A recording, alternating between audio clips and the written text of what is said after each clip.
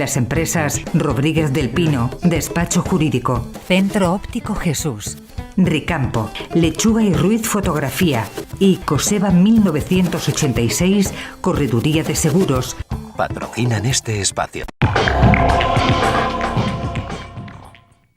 Sobre la importancia de tener un propósito de vida, saber hacia dónde va uno, buscar una meta en nuestra existencia, vamos a hablar en esta edición especial de El Seguidor, tu programa de reflexión en 10TV Úbeda.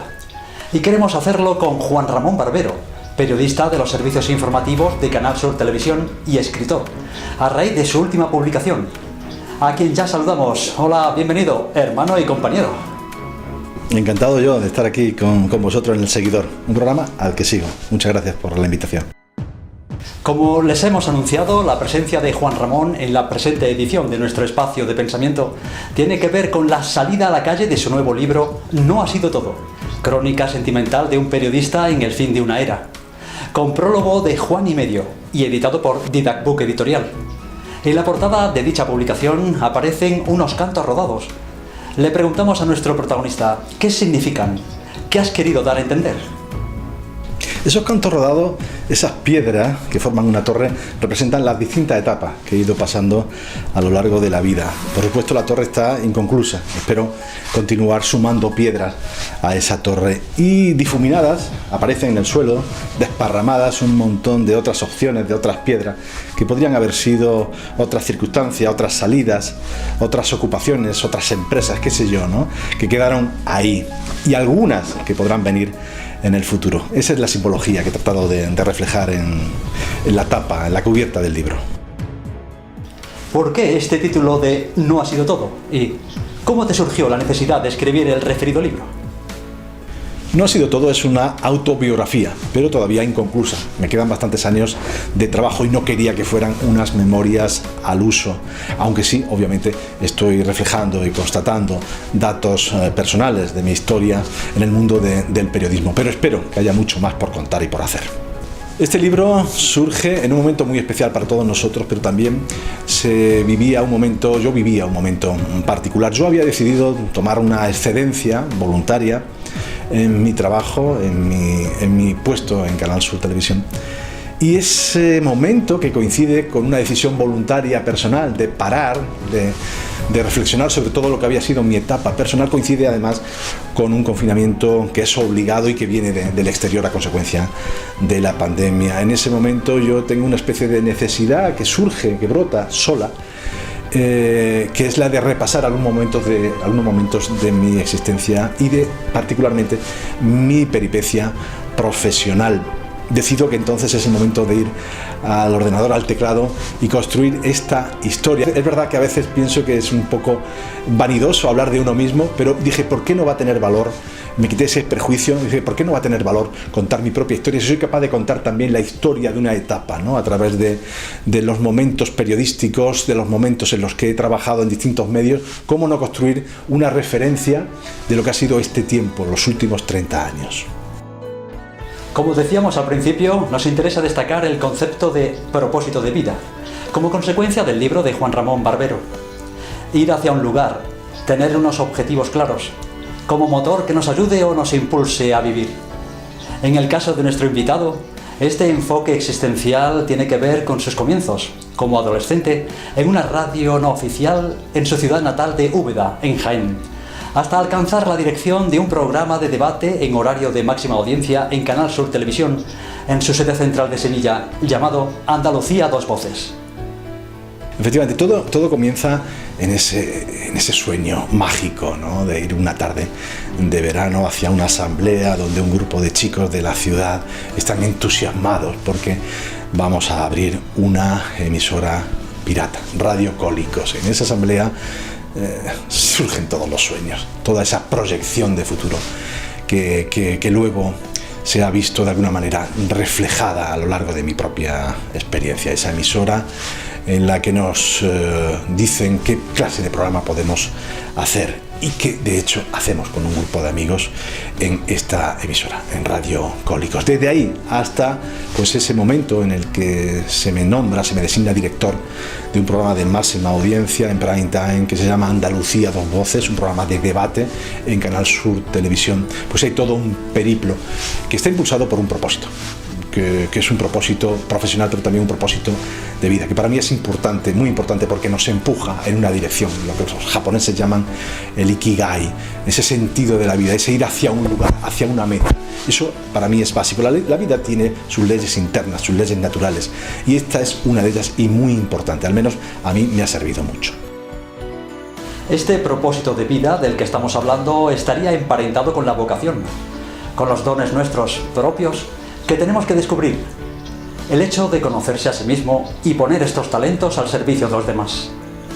En tu caso, Juan Ramón, ¿cómo encontraste tu vocación de periodista? ¿Cómo se forjó tu amor por la actividad periodística? Sabemos de muy buena tinta que estudiaste la carrera de Ciencias de la Información, rama Periodismo, en la Universidad Complutense de Madrid y, posteriormente, empezaste a trabajar en los diferentes medios de comunicación, primero en prensa, luego en radio y televisión, donde ejerces actualmente. Sí, efectivamente, la vocación está muy emparentada al propósito. Yo esa vocación la empiezo a sentir evidentemente cuando me pongo delante del micrófono en ese programa en Radio Cólico. Veo que algo se centra, algo conecta directamente con mi ser, y es ahí donde siento esa especie de llamada que me dice: chico, adelante. Luego esa sensación la voy verificando, la voy comprobando en mi etapa en la Facultad de Ciencias de la Información en Madrid, de modo que se va ajustando esa vocación, ese reconocimiento de los propios dones y talentos con lo que es el propósito profesional y casi vital. Por eso está muy emparentado, como tú muy bien dices, la vocación y el propósito. Este propósito de vida del que ya hemos hablado y que, en tu caso, ha llegado al punto en que tú querías, ¿cómo se mantiene en el tiempo? ¿Cómo no sucumbe uno ante las diferentes estaciones o etapas que hay cuando luchas por algo y no consigue los resultados que esperas? ¿Cómo superar esa niebla que puede aparecer a mitad de camino? Efectivamente, en la primera fase, digamos en la primera estación, el propósito es alegre y entusiasta, ¿eh? Tenemos una proyección, un sueño que queremos alcanzar, eso nos empuja directamente hacia él. Pero es verdad que hasta que se logra hay una segunda estación, una estación pues de más incertidumbre, de más duda, de más vacilación. Ahí es donde aparece eso que tú dices, ¿no? Esa niebla, esa oscuridad que nos hace dudar de absolutamente de todo. ¿Qué hago aquí? ¿Por qué estoy aquí? ¿Qué sentido tiene estar aquí? No estoy viendo resultados concretos. Aquel sueño inicial no se está viendo concretado en hechos reales. No estoy viendo aquello que proyecté. Pero es ahí justamente donde hay que resistir, es ahí en esa neblina, en esa oscuridad, en esa opacidad, donde hay que resistir, porque al final nos va a esperar un cielo pues claro y azul, donde está ya aquello que hemos conseguido, por tanto, o que hemos soñado. Por tanto, ese es el momento crucial en el que ese propósito que empieza a flaquear, tenemos que solidificarlo, que apuntalarlo para que se consiga esa meta que estamos buscando. En tu libro No ha sido todo, analizas el cambio que se ha producido en los últimos 30 años en el ejercicio de la profesión periodística en el ámbito global. De lo analógico a lo digital. ¿Qué ventajas e inconvenientes presenta este viraje? ¿Qué es lo que has querido transmitir en cuanto a dicha evolución? Pues efectivamente el libro es un homenaje a ese tiempo, a esa candidez en la que yo me instalé cuando terminé mi carrera. Ese momento en el que llego a una redacción donde hay personajes prototípicos, donde empiezo a conocer el oficio y donde hay una calidez humana que a mi juicio se ha ido perdiendo. Es verdad que en aquel momento las tecnologías no tenían la pujanza que tienen actualmente, pero es verdad que había una calidad humana, un tiempo para hablar con los demás, para compartir, no había esa urgencia, esa precipitación, ese vértigo de lo digital que sufrimos ahora. Entonces teníamos tiempo de hablar con nuestra fuente, de conversar, de tomar un café. Podíamos contrastar las noticias con más tranquilidad, no existía el riesgo que existe hoy de que colemos un tweet o colemos una fake news sin que apenas nos demos cuenta. Hoy día nos dejamos llevar por la dictadura del tweet, del vértigo, de la fake news, ¿no? Es verdad que esas tecnologías nos están dando una democratización de la información que nos permite, lógicamente, estar muy informados, pero es cierto que yo también emocionalmente echo de menos aquel tiempo en el que todo era más sencillo, más tranquilo, en el que había más lentitud, aunque estuviéramos siempre en esa necesidad de estar a la última en el periodismo, en esa tensión absolutamente necesaria. Me ocurrió en El Ideal, donde encontré esa calidez humana, luego también en Radio Carolina, donde dirigí la emisora municipal, y luego también en redacciones que fuimos creando en el sector de la medicina, el sector de la hostelería, y también, por supuesto, cuando fui corresponsal en la agencia EFE en Jaén. Luego, en Canal Sur también pude tener la ocasión de coeditar y de presentar en ocasiones un programa dedicado al mundo de la educación, un mundo maravilloso, ¿no?, que nos conectó, nos emparentó con la escuela pública andaluza y en aquel momento con la LOCSE, ¿no?, que también era un momento muy ilusionante. Y es verdad que luego ya pues desemboqué en la información pura y dura, y actualmente pues estoy en la sección de política, viviendo ese vértigo que digo de lo digital, que tiene por supuesto sus ventajas, como he dicho. Pero es verdad que este homenaje también este libro es también un homenaje a ese mundo antiguo, ¿no?, del periodismo, y que ya desapareció y no tiene nada que ver. De hecho, el acceso a la profesión en mi momento era mucho más cordial, mucho más humano, era mucho más fácil. Ahora es todo competitividad, es todo selección, la precariedad de los sueldos, la dificultad de las empresas para salir adelante, la volatilidad del mundo empresarial, de la comunicación. Todo eso ha hecho que esta profesión sea mucho más difícil, pero por otra parte también las nuevas tecnologías nos permiten tener nuestros propios canales, hacer nuestro propio canal en YouTube, disponer de nuestros propios medios y no tener el corsetamiento o la necesidad de inversión millonaria que tenían los viejos medios audiovisuales, ¿no? En ese sentido, la tecnología sí que ha abaratado, democratizado y facilitado el acceso a la comunicación, pero es cierto que la precariedad de los periodistas ahora mismo es muy complicada, de ver. En la contraportada del libro, el gerente de Didac Book Editorial, con quien también nos une el parentesco fraternal, Miguel Ángel Barbero, dice: más que en la supuesta astucia del perro viejo periodista, podría decirse, el autor manifiesta que su presente y futuro profesional se encuentran en la pretendida bondad y en la voluntaria inocencia. ¿A qué se refiere exactamente el editor? ¿Compartes esta visión de Miguel Ángel? Efectivamente, yo en este libro hago también una llamada a la candidez, a la inocencia, como dice muy bien el editor Miguel Ángel, la inocencia voluntaria y pretendida.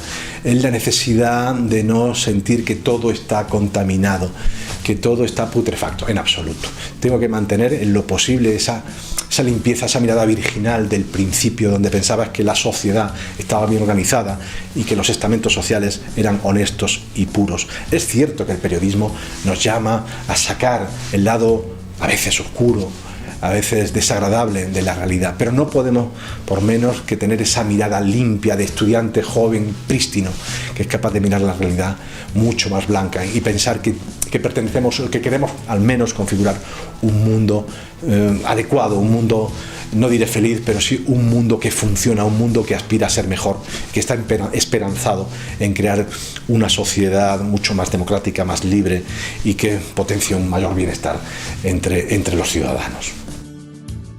El libro No ha sido todo cuenta con el prólogo del famoso presentador y productor Juan y Medio, igualmente responsable del programa La Tarde Aquí y Ahora de Canal Sur Televisión.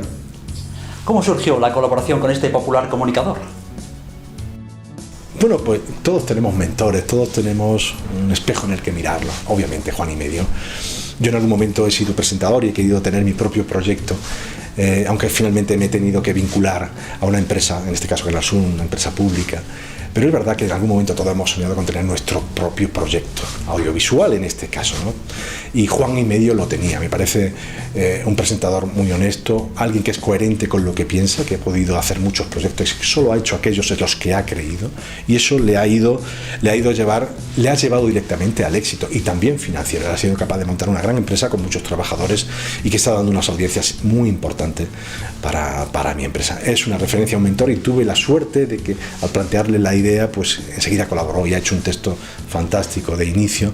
El prólogo, un homenaje a la memoria y al recuerdo del tiempo pasado. Y también tengo que agradecer esa presentación que hemos hecho telemática, donde pues también hemos compartido un momento muy especial, una presentación del libro en el que él también ha tenido a bien estar con nosotros, y estoy inmensamente agradecido a su colaboración. Es ya tu cuarta obra literaria, no ha sido todo, Juan Ramón. Entre novelas y un libro de viajes. ¿Nos puedes recordar esta producción realizada en tu calidad de escritor?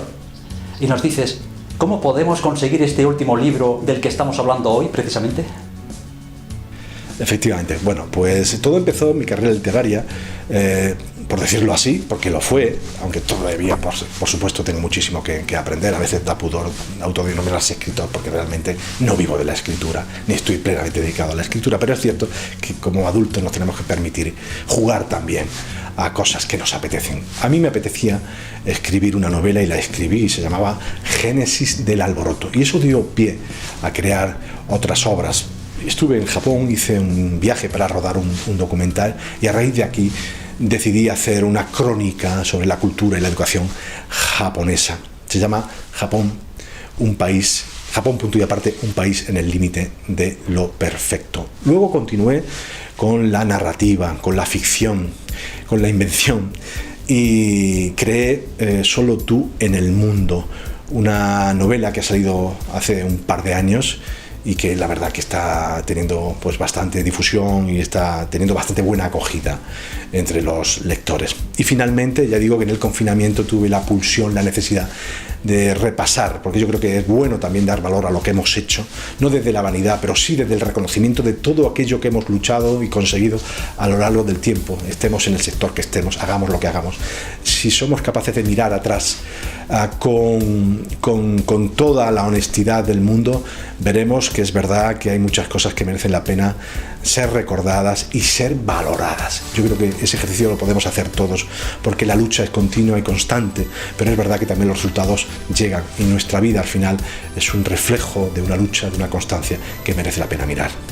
El libro lo podéis conseguir en la librería más cercana, encargarlo, o también podéis llamar directamente a Didac Book. Ellos os pueden servir el libro. Si estáis en ciudades grandes, pues entrar en la Casa del Libro, en las principales librerías, os lo van a facilitar, y si no tenéis esas opciones, sin duda vais a tener la posibilidad de solicitarlo a la plataforma Amazon. Juan Ramón Barbero es un creativo versátil, sin duda.